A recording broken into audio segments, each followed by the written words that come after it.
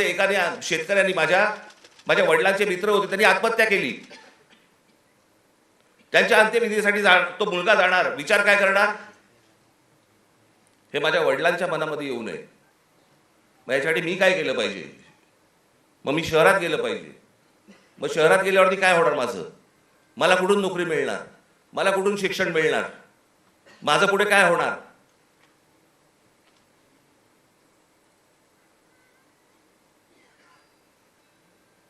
आज शहरांची परिस्थिती बघा. या सरकारने येऊन सांगितलं होतं आम्ही स्मार्ट सिटी करणार. कुठे आहेत त्या स्मार्ट सिटीज? आमच्याकडे रस्ते, पूल, जे काय ब्रिजेस जे काय बांधले जात आहेत, आपण त्याला विकास म्हणतोय. आपली शहरं ही राहण्यायोग्य आहेत का? इथपासून सगळी सुरुवात आहे ना. जर शहरातल्या लोकांना राहायला जर समजा त्रास होत असेल, तर महाराष्ट्रातल्या, देशातल्या ग्रामीण भागामधनं जी लोक शहरामध्ये येत आहेत, कुठे राहणार आहेत? काय होणार आहे या शहरांचं?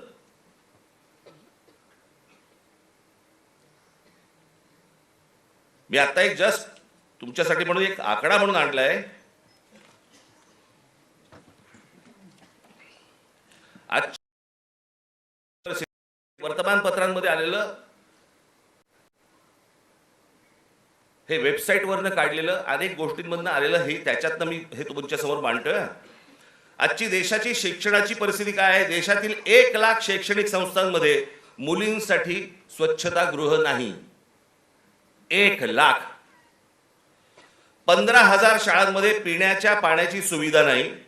2004 मध्ये 8 लाख शिक्षकांची पदे जी रिक्त होती, ती 2026 मध्ये ही संख्या 10 लाखावरती पोहोचलेली आहे. शिक्षक हवे 10 लाख. 23 ला जॉईंट एंट्रन्स एक्झाम परीक्षार्थ्यांसाठी फक्त 1 लाख जागा उपलब्ध आहेत. 2014 मध्ये 3 लाख विद्यार्थी परदेशात शिक्षणासाठी गेले होते. 2014 ला 3 लाख. तर 2026 मध्ये ही संख्या 9,10,000वरती पोहोचली. आज इतकी मुलं परदेशात जात आहेत. का परदेशात जात आहेत? मी 2014 साली मी एक डॉक्युमेंटरी केली होती, छोटीशी एक फिल्म केली होती 16 मिनिटाची. आपण जरूर बघा, युट्यूबवरती आहे.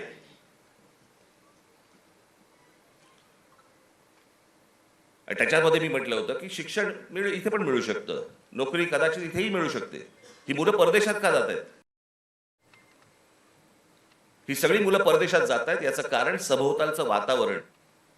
मी माझ्या घरातनं बाहेर पडल्यावरती मला आनंद मिळाला पाहिजे की मी काय शहरामध्ये राहतोय, काय सुंदर रस्ते आहेत, काय चांगले फुटपाथ आहेत, काय चांगल्या बागा आहेत, काय चांगली मैदान आहेत, स्पोर्ट्स कॉम्प्लेक्स आहे. मला प्रत्येक गोष्टीला वाव आहे. मग आमच्याकडे ही गोष्ट का नाहीये? आज कित्येक चित्रकार, कित्येक खेळाडू आज आमच्या ग्रामीण भागामध्ये आहेत. वावच नाही. काय करायचं पुढे माहिती नाही. कोणाला भेटायचं कल्पना नाही. हे जे सगळं साचलंय ना, हे साचलेलं सगळं बाहेर येतंय. नीटचे पेपर फुटण्याचा राग आहेच, पण हे जे बाकीचं जे साचून ठेवलेलं आहे ना, त्याचं काय करणार आहात?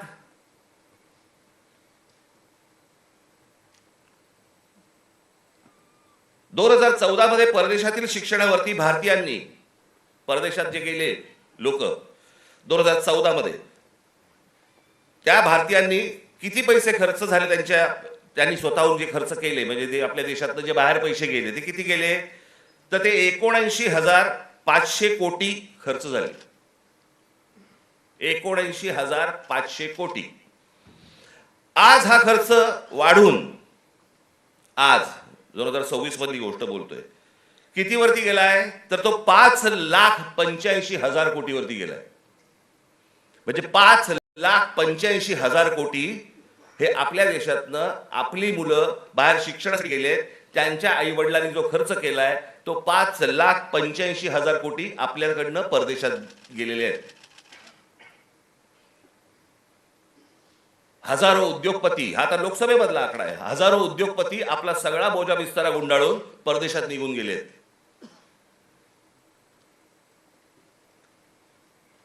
अहो एवढं कशाला? ज्यांनी मोदींवरती चित्रपट काढला होता, नरेंद्र मोदींवरती चित्रपट, आणि ज्याच्यामध्ये नरेंद्र मोदींची ज्यांनी भूमिका केली होती तो विवेक ओबेरॉय, तो दुबईमध्ये राहायला गेला. दुबईचा नागरिक आहे तो भारत. मोदीजींनी खूप चांगलं काम केलंय. मोदीजी देशाला मोठं करतायत. मोदीजी देशामध्ये काय काय काय उद्योग आणतायत, हे आणतायत वगैरे वगैरे, अशी मुक्ताफळं जी आत्ता केली.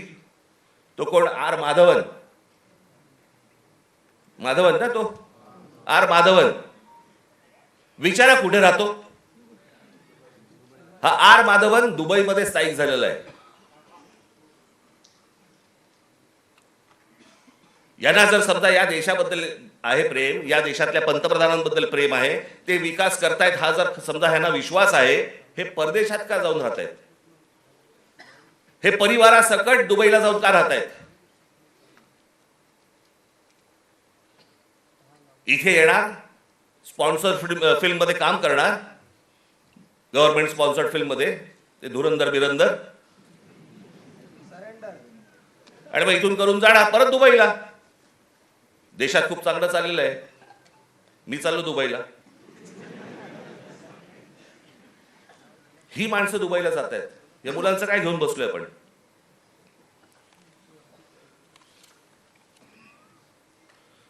दोन 2004 मध्ये काँग्रेस सरकार ज्या वेळेला होतं त्यावेळेला शिक्षणावरती खर्च किती होता?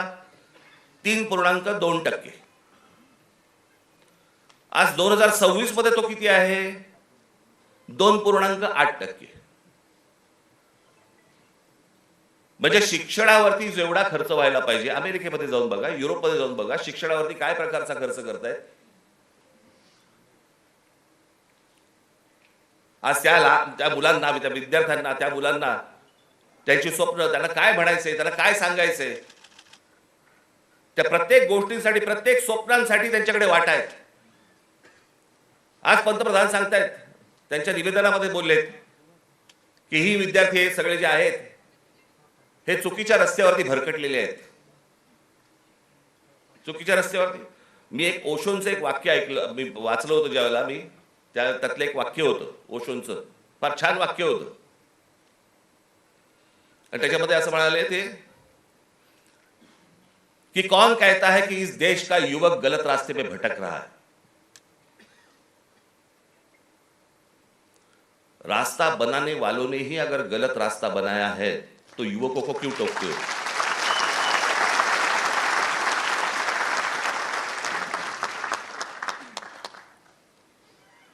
ते चुकीच्या रस्त्यावरती नाही आहेत.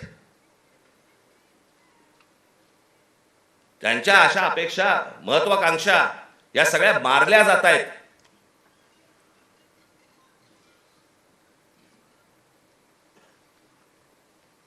मोदींनी सांगितलं की आज मी म्हणे त्या सगळ्या ज्यांनी कोणी ट्रोल बिल केले त्यांना मी सगळ्यांना माफ करतो.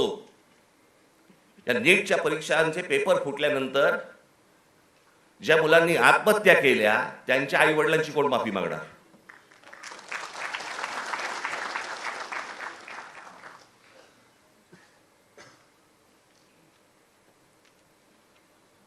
हा देश नीट समजून घेतला पाहिजे. विद्यार्थ्यांचं, तरुणांचं, तरुणींचं म्हणणं, मत हे आपण समजून घेतलं पाहिजे. आज तो विद्यार्थी ज्या वेळेला तो हवालदिल ज्या वेळेला होतो त्या हवालदिलपणामध्ये तो जातो कुठे? मग देवाकडे प्रार्थना करायची, मला नोकरी लागू देत, मला काम मिळू देत, मला पैसे मिळू देत, नोकरी लागल्यावर माझं लग्न होऊ देत. त्याची स्वप्न असतात. मग तो विचार करतो की बाबा देवळात जाऊ आपण, देवासमोर नतमस्तक होऊ. त्याच्या लक्षात येतं अरे त्या देवळातच चोऱ्या व्हायला लागल्या.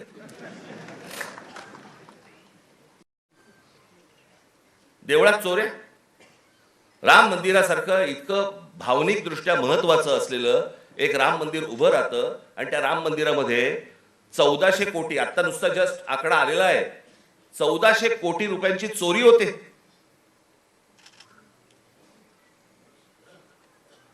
आणि याच्यावरनं सरकारमध्ये असलेले कोणीही त्याच्यावरती बोलायला तयार होत नाहीत. राम मंदिरावरती मत मागताना बरोबर गेलात तुम्ही. मग ज्या वेळेला 1400 कोटी रुपयांची चोरी झाली, पंतप्रधान स्वतः एकटे गेले होते, सगळेजण बाजूला उभे होते.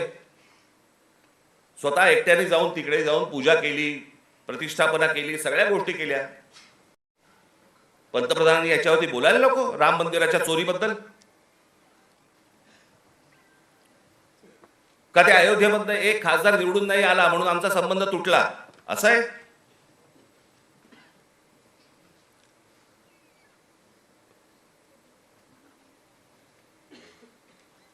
आज तो हवालदिल झालेला जो तरुण आहे तो या सगळ्या मंदिरांचा रस्ते पकडतोय. धर्मांध बनवू नका त्या तरुणाला. शिक्षणाच्या वाटेवरती लावा. नुसतं जय श्रीराम बोलून होणार काही नाहीये. आज अनेक गोरक्षक गाड्या पकडतायत, गायी पकडतायत, सगळ्या पकडतायत. आणि हेच आमचेच पंतप्रधान ऑस्ट्रेलियामध्ये जाऊन सांगतायत की बीफ एक्सपोर्ट मध्ये भारत हा 1 नंबरचा देश आहे. बीफ एक्सपोर्ट मध्ये